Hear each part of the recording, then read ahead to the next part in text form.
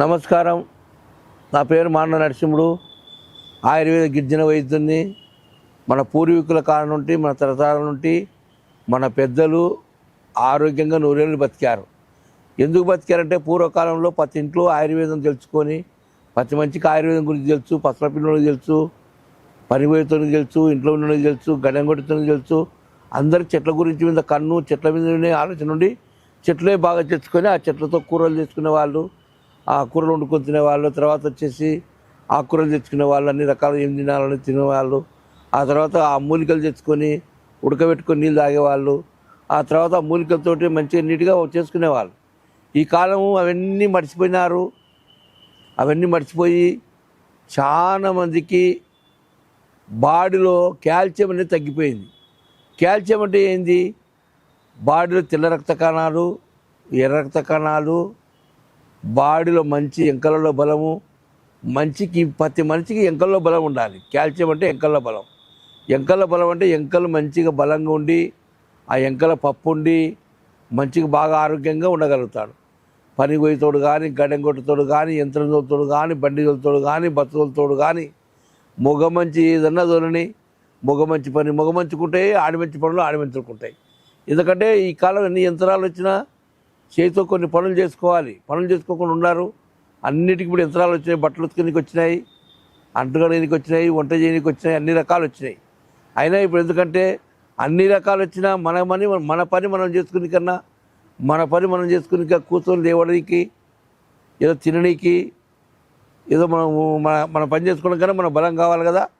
అది ఎవరు మర్చిపోయి ప్రతి ఒక్కదాన్ని ట్యాబ్లెట్ వేసుకుంటూ కాలం గడుపుతున్నారు.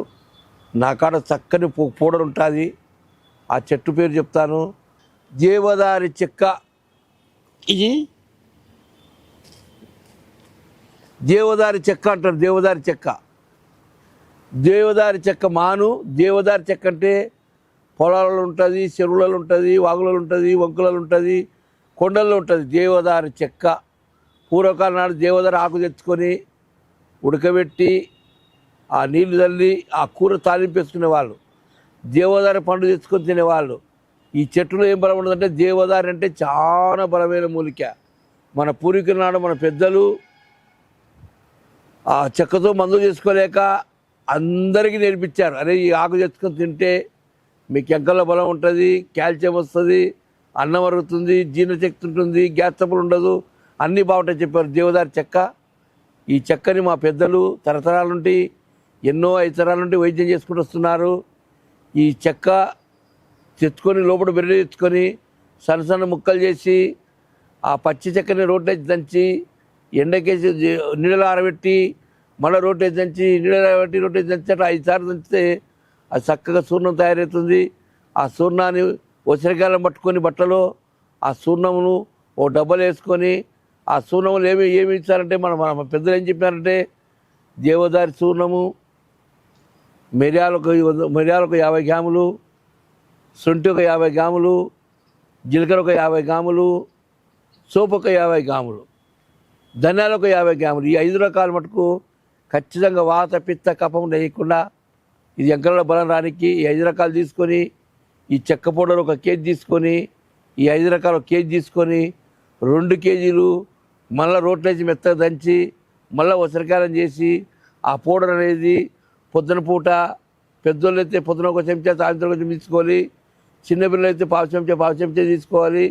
ఇంకా చిన్నపిల్లలు అయితే చెంచకాడ తీసుకుంటే మంచి బలంగా గుర్రం ఎంత చంపి చేస్తుందో అంత బలంగా తయారవుతారు మనిషి. పూర్వకాలం నాడు పెద్ద కత్తులు ఎత్తేవాళ్ళు, పెద్ద కత్తులతో యుద్ధం చేసేవాళ్ళు.